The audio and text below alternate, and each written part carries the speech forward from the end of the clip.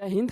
समुद्र तले दबे एक रहस्य इतिहास के पन्नों में दर्ज है। एक ऐसी दुखद घटना जिसमें संपूर्ण विश्व को हिलाकर रख दिया था। यह घटना उस समय जहाज की है जिसे सदी का सबसे विशाल जो कभी न डूबने वाला जहाज कहा जाता था, और इसका नाम जो है वो आरएमएस टाइटैनिक कहा जाता था।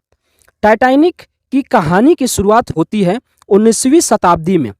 19वीं शताब्दी के शुरुआत से ही उस समय जर्मनी और ब्रिटेन में होड़ मची थी बड़े बड़े जहाज़ों का निर्माण करने के लिए।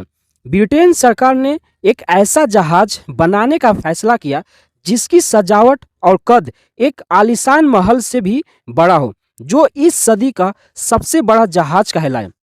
इसलिए ब्रिटेन सरकार ने स्टार लाइन कंपनी को जहाज बनाने का करोड़ों रुपए का लोन दिया।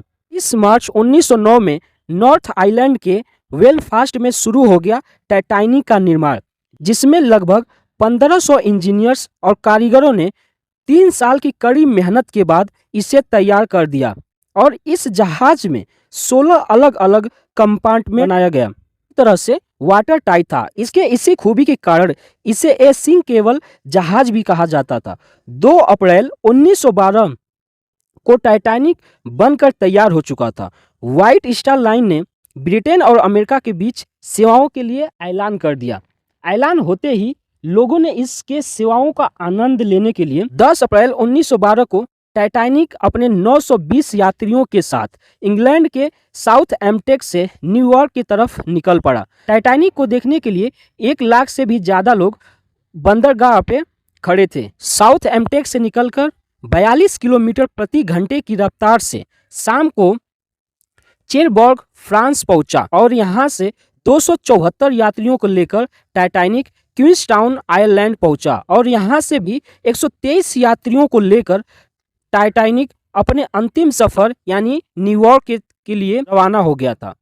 जब टाइटैनिक निकला तभी उसे आइसबर्ग की चेतावनी मिली, लेकिन जहाज के कप्तान एडवर्ड जॉन स्मिथ इसे कुछ खास ध्यान नहीं दिए और इसे नज़रअंदाज किया, और जहाज की रफ्तार जो है वो कम नहीं की और उसी स्पीड से वो चलते रहे।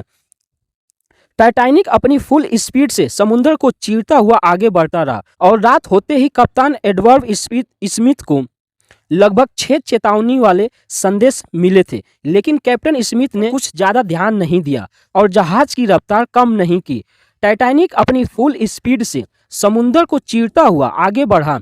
कैप्टन स्मिथ ने न तो स्पीड कम किया और न ही चेतावनी को गंभीरता रूप से लिया, क्योंकि कैप्टन स्मिथ अपना एक अलग रिकॉर्ड बनाना चाहते थे। वो टाइटैनिक को विशाल जहाज के साथ साथ इसे सदी का सबसे तेज पानी में चलने वाली जहाज बनाना चाहते थे। 14 अप्रैल को उस अंधेरी रात को घना अंधेरा था, आसमान में सिर्फ तारे ही दिखाई दे रहे थे।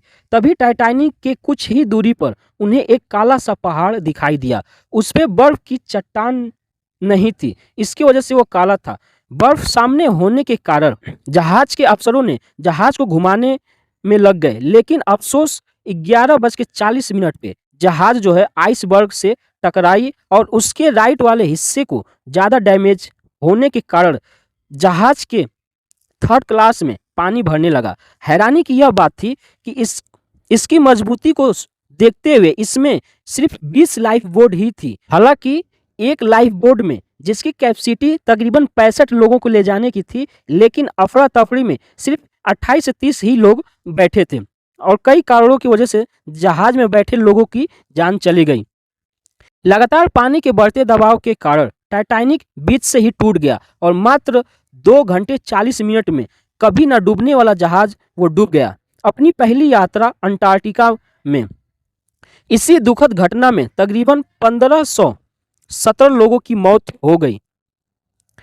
इसमें अधिकतर लोग डूबने से नहीं बल्कि पानी के 2 डिग्री सेल्सियस ठंड होने की वजह से मारे गए।